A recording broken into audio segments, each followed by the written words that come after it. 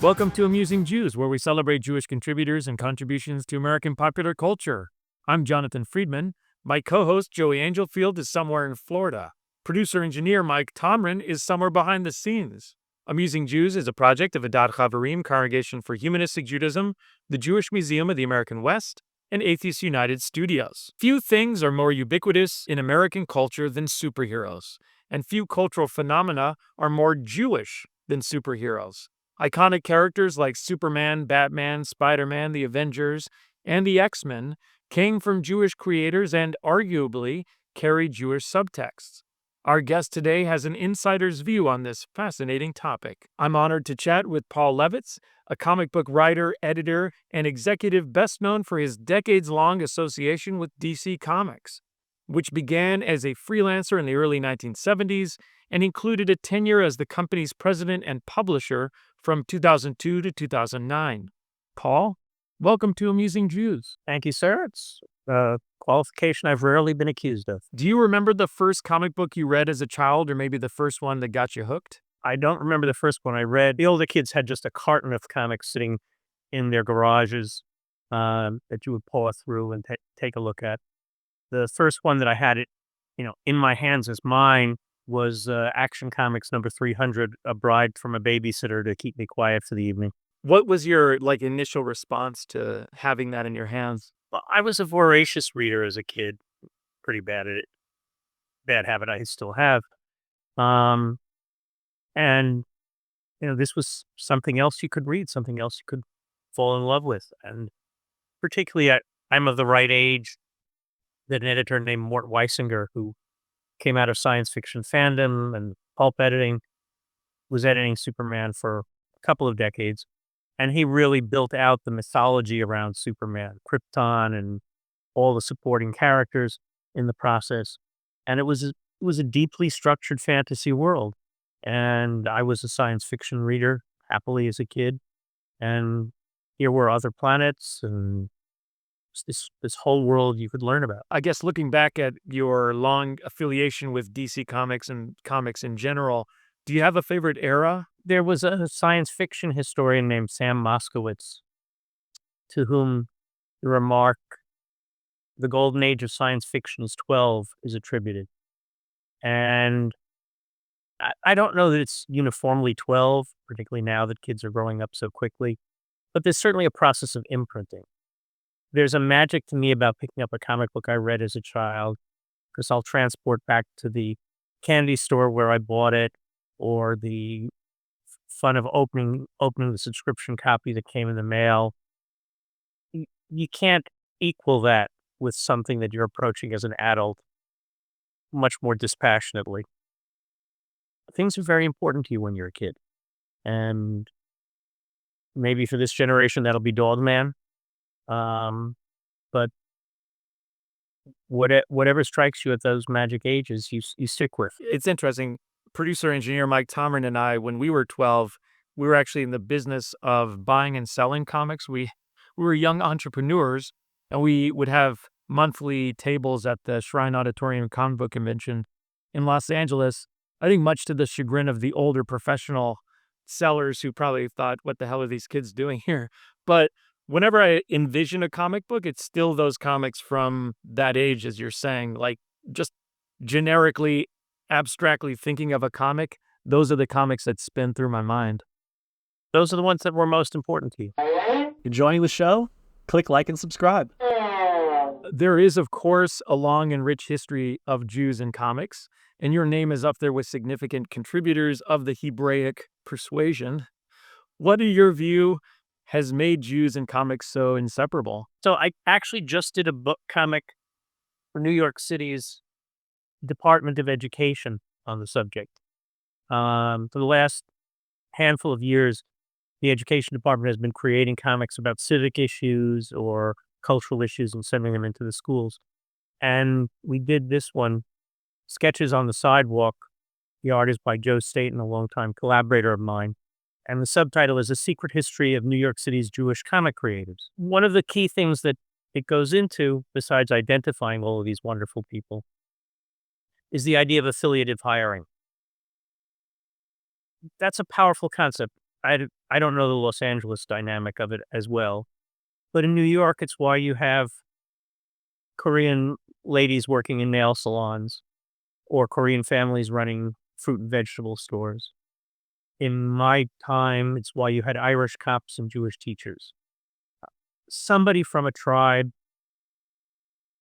when they immigrate here, when they settle here, gets access to a class of jobs and says, come on, Jonathan, this works out okay. We're getting a pension. They're not beating us too often.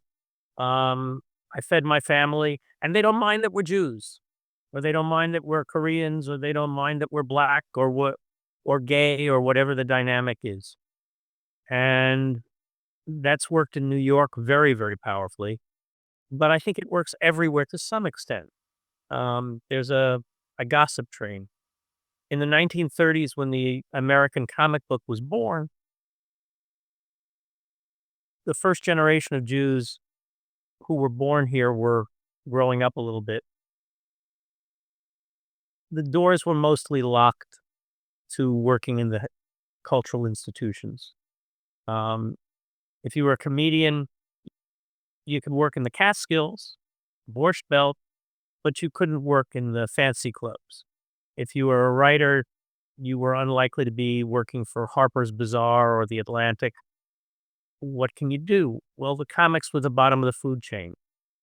And the publishers of the comic companies, the early ones, were in large proportion Jewish men, fresh off the boat, a generation older who had gotten settled and become entrepreneurs here. And they were, of course, perfectly happy to have their country people here, maybe to abuse them financially in the process, but in much the same way as Hollywood was open to the Jews at the beginning of the movie industry, the comic book industry was open. And then, of course, there's the talent aspect. I don't claim or subscribe to ideas of genetic sort of propensities as it pertains to storytelling and artistic, drawings and so forth. But there does seem to be something that cultivated an artistic side to this as well that made these contributors able to ply their trades. Jack Kirby recalled, as he was growing up, hearing stories of the Hasidic holy men who would wander into a town and do something amazing, sort of a superheroic kind of model. We had many more Jewish writers than Jewish artists, but there were some extraordinary ones like Kirby, born Jacob Kurtzberg. I don't know whether we've got a gene for any of this. There's certainly a lot of statistical propensity to say that the Ashkenazi Jews, who are the group we're talking about, had pretty decent IQs on average. And intelligent people might be able to figure out how to write a story. And certainly reading was always a very important Jewish cultural element. Well, kids who read a lot are more likely to become writers than kids who don't. While you were still in high school, you revived the defunct Fanzene, The Comic Reader, which caught the attention of DC Comics editor Joe Orlando, who gave you a job. What can you tell us about the fan to pro pipeline in the comics industry? When I was a kid, a whole generation of comic professionals were aging out. The guys who had really started the industry, by and large, were getting tired, had enough, had found better things to do, and some seats were opening up in the game of musical chairs. Pretty much every kid in the New York metro area who loved comics got a chance to work in the field. Some as writers, some as editors, some as artists, some production people, some in sales and marketing kinds of jobs. Not everybody stayed very long. Some didn't have the right skill set or the right attitudes to work out. Some said, why the heck am I doing this? This doesn't pay well enough, and moved on to other things. But most of the kids got a chance. And I happened to be, I think, the first warm body that walked past Joe's door after somebody else gave up the assignment of writing the letter columns. So he offered them to me. It's not a very high-end form of writing. So The fact that I was a 16-year-old kid wasn't that high a barrier, and he probably didn't realize I was only 16. Um, but for whatever set of reasons, I had the right set of skills, the right set of attitudes to be able to make a career out of it. And how did you jump from that into doing more sophisticated work there? I got to be an assistant editor when Joe's then assistant took off on a long vacation and never came back. Didn't kill the man. Went on to do a lot of cool stuff. When you're an assistant editor, part of your job is rewriting scripts that don't work with the direction of the editor. Usually, this is what the problem with this is. Can you fix that? There's too much narration. The captions are too heavy. Get them down to this many words. Clean up the dialogue. It's not interesting enough. Whatever. Well, you're learning by doing. And after a certain amount of time doing that, I learned enough to be able to get my first assignments to write myself. Freelance was always a second income stream in the field for people. And I grew as a writer by doing, and by what I was taught by the different editors I worked for. You were the youngest editor in DC Comics history, and in 1978 succeeded Julius Schwartz as the editor of the Batman titles. What are the responsibilities of a comic book editor? Well, it depends on the company and depends on the era. Editors have less authority today in most of the comic book companies than they did in the time I was there. In my time, for the most part, you were working on anywhere from 8 to 15 different titles. Generally, there was a writer and artist team in place for them, or regular writers and artists who would frequently contribute to an anthology. You had to watch over them as they developed the plot ideas, help them through any challenges they had in that process. You had to keep them on track from a deadline standpoint. And if for whatever reason they were no longer available or they chose not to be available, you had to be ready to find the next people to work on that project. Usually you had to develop what the cover idea was. You had to read the script and be ready to rewrite or edit it to solve problems. You had to look at the artwork as it came in and see if the artist had failed to tell the story properly or forgot what the costumes were like. Eventually you proofread it. You worked with the colorist to give them notes if necessary on what to do. You reviewed the color guides. You reviewed various stages of proofs of the material. It's really a jack of all trades job. You have to know a little bit about an awful lot of things. These days there are more editors who are simply traffic cops, making sure the projects get done on time. But we had a lot of creative freedom in my time. Did you oversee any crossover storylines that went from title to title? We very rarely did crossovers between different titles in the days when I was in editorial. That becomes much more common in the mid-1980s at DC. Marvel was doing it already by that time, but DC was not frequently doing it. But you certainly were responsible for continuity of the character from issue to issue, or when talking about something like Batman, who was in multiple different titles, how the character's appearances in the different titles fit together in a reasonable fashion. Was he basically the same guy in all of these things, or were the writers and artists taking him in a way that made him behave unrecognizably? Or if there was a costume change, you had to make sure everyone got the memo, right? Absolutely. As a writer, your 1982 story arc, The Great Darkness Saga, featuring the Legion of Superheroes, is probably your most celebrated work. Looking back on the various roles you had at DC, which was your favorite? Writer, editor, or executive? They're all favorites in different ways. There's something magic about being a writer in a field like comics where people remember your work for so many years. You were talking about remembering the comics you used to sell. I'll go to San Diego Comic-Con next month, and people will come up to my table to sign a comic that will be just ragged with age. It's been read so many times. and they'll talk about the difference it made in their life. I don't know that anything's better than that.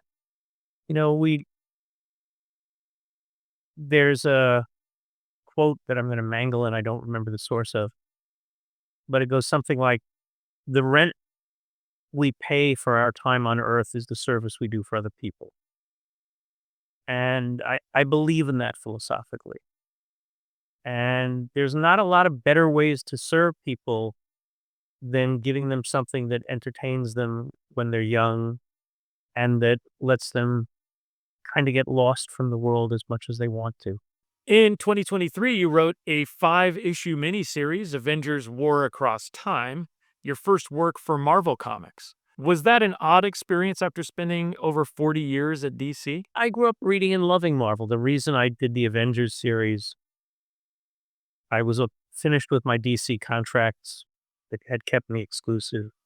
Mark Waid, his friend, had mentioned to them that my exclusivity had ended, and they thought for sure I'd be willing. He thought for sure I'd be willing to do something about the Avengers, which was my favorite Marvel title. And they asked me, and I said, "Yeah, I can't do the current versions. I haven't kept up with it all. But if I could do something retro, set in my childhood, I would love that." And they said sure, and they were able to get Alan Davis on board to draw it, who's a wonderful artist who I had contact with as his publisher, but had never had a chance to draw my stories before. And it was fun to my inner 12-year-old. And the case over there is my bound volume of Avengers 1 to 16, which made it to the second time I was at Stan's house before I brought it along with, "I promised to be grown up at dinner tonight with Joan, but right now you're going to sign this to me for my 12-year-old self, Stan." And of course, he laughed and he wrote some very kind things in it. It's if you don't feel the magic of comics, why are you in this business? It's not the best way to get rich. It's not the best way to get famous, but it's a magical world to fall into. And it did very well by me on both of those other counts as well, because I was very lucky. Speaking of Stan Lee, are there particular people within the industry looking back that you are still kind of amazed that you got to know and work with? Oh, so many of them. I got to have most of the artists whose work I loved as a kid draw my stories. I did about 20 stories with Steve Ditko, who was the original artist and co-creator of Spider-Man, Doctor Strange, so much of the Marvel universe. There's a cover of one of my fanzines by Jack Kirby hanging on that wall back there. I don't remember whether I paid him the $15 or whether that I usually paid for a cover, or whether he did it free in exchange for his free subscription. These people became friends. It's rare in life generally that you become friends with people of your parents' generation. Friendly, yes. That's dad's friend, and I've seen him 100 times, and great. But to actually have a peer relationship with someone a generation older is very special to start with. And when it's someone who's had an effect on you already, that's just magic. When you talk about amusing Jews, I was the publisher of Mad for 17 years. And to get to hang around with guys like Nick Meglin, who was either the co-editor or editor for much of that time, the level of skill at humor, of natural gift there, was just astronomical by comparison. Most of the Mad guys, John Sakara, was co-editor, not an amusing Jew, but an amusing Italian. You see people like that made a lifetime of making people's lives pleasanter, and you get to hang out, and you get to admire their skills, but also you get to learn who they are as people. Great fun. Yeah, speaking of Italian heritage in comics, there's certainly a lot of that as well through the early years, probably till the present, although I'm not keeping up with anything these days. But certainly in the early years. Well, in the early years, they were the same out group that the Jews were. We were the off-the-boat people. The people of color hadn't really gotten to New York City in significant numbers. There were a few scattered through, but the doors were even more energetically locked for them than they were for the Jews or the Italians. The Jews or Italians at least sort of looked okay. We sounded a little funny. We had funny names. Was enough that the doors were locked, but they weren't triple bolted. The people of color, it's just, oh, we can spot you a mile away. You're not getting in here. That changed over time, thank God. The Italians that we have in comics today, and we do have a reasonable number, are often literally Italians living in Italy, wonderfully talented artists. They have such a fabulous artistic tradition there, who are contributing to American comics as well. Yeah, I think in a cultural appreciation that exceeds ours in terms of the literary art form nature of comics as well. I know with graphic novels and other things being so pervasive now that things have changed, I think after Mouse and everything like that, but still, there is that kind of hierarchy in the United States that doesn't seem to be as prevalent in Europe. France had exhibitions of comic art in the Louvre in the 1960s already. Italy has a magnificent fair around comics as well as other media forms at Lucca. France has one in Angoulême. These attract 150,000 people, and it's not. And San Diego Comic-Con will be that size, but San Diego will be people who are very focused on the comic book and are sort of active fans for the most part. Angoulême, Lucca, just, isn't this art amazing? Isn't it wonderful that people can do this? In France, they call their version of comics bande dessinée. They call it the ninth art. I'm not sure what the list of the other 8 is, but they're putting it on an equal pedestal with so many other art forms. We're not there yet. We're getting better. We had a graphic novel win the Pulitzer this year. Yay. We got a way to go. Are you working on anything these days? Working on another one of those books for the Department of Education right now, and just starting to work on a book project for the company Bloomsbury, but they haven't yet announced the project, so I don't get to announce it. Well, thank you so much, Paul, for joining me. My pleasure. And to our audience, now back to your regularly scheduled lives.